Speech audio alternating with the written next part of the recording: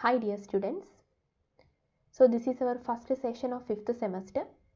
In this first session, I am going to discuss the syllabus of your common core paper titled Women Empowerment in India.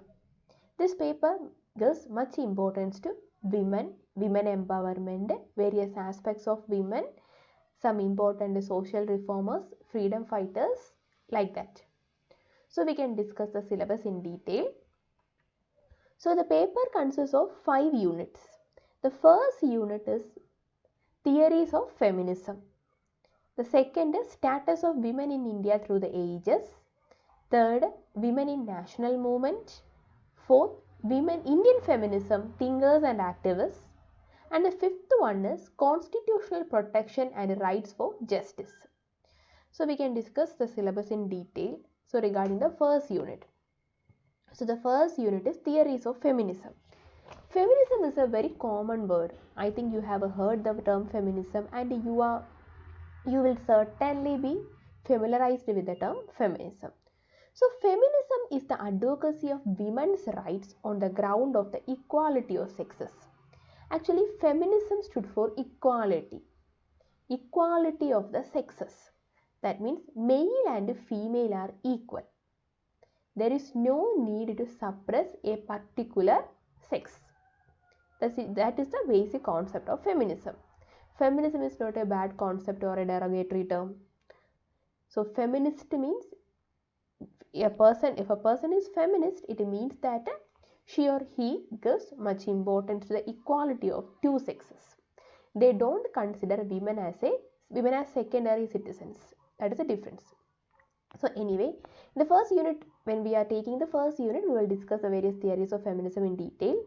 In your syllabus, there are only 8 theories: liberal feminism, radical feminism, Marxist feminism, psychoanalytic feminism, socialist feminism, third world feminism, postmodern feminism and ecofeminism. These are the theories which we will study in the first unit.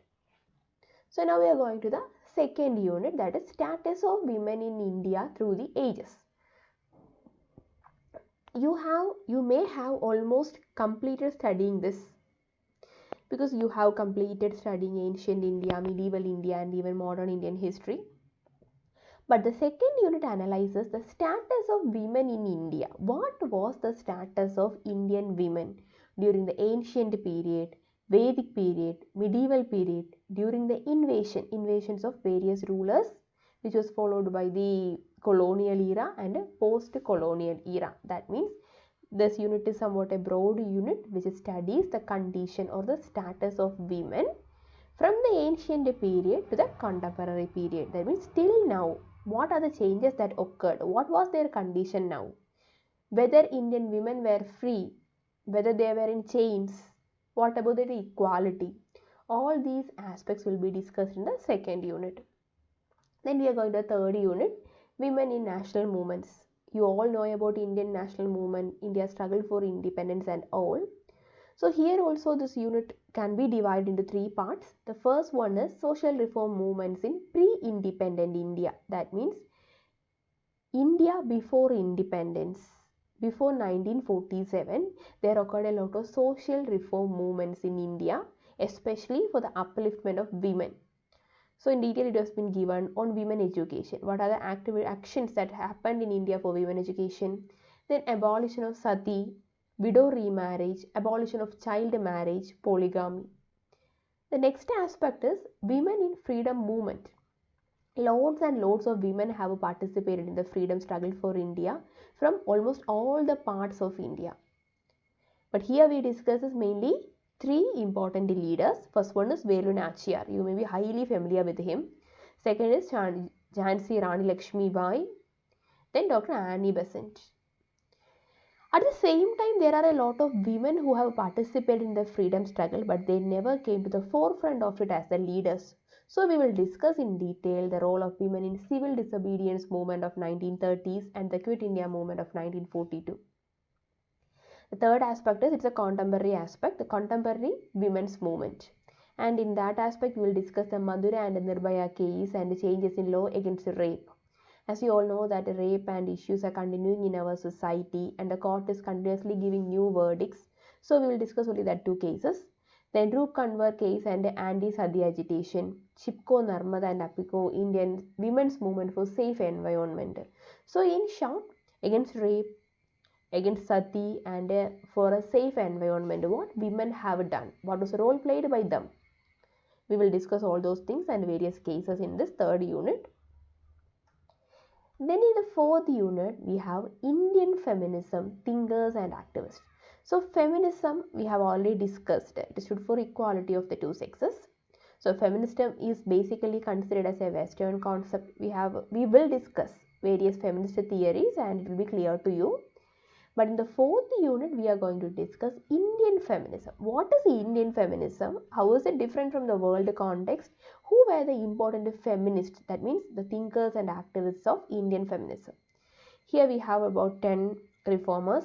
Pandita Remabai, Sarla Devi Chowdhury, Dr. Muthulakshmi Reddy, Moovalur Ramamirtham, Margaret Elizabeth Cousins, Kamala Devi Chattopadhyay, Dhanvandi Ramarao, Medha Patkar, Arundhati Roy and Iram Sharmila.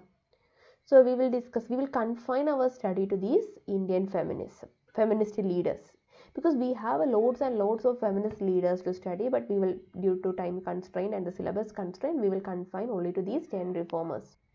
So the last unit, the unit number 5, constitutional protection and rights for justice. In this unit, we will discuss how Indian constitution is related to women, or how Indian constitution gives protection to women. It is also related to constitution, rights, protection, acts and all. So the first is 73rd and 74th amendment. You all know about the 73rd and 74th amendment and the representation of women in local self-government. So women is giving high priority in the local self-government, and we will discuss it in detail. Then women's property rights, Dowry Prohibition Act, Domestic Violence Act, sexual harassment at the workplace, laws against violence and crimes, eve teasing. You know about eve teasing, rape, indecent representation of women.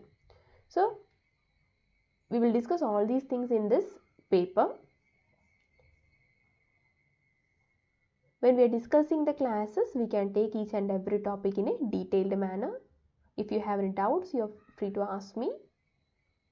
Thank you.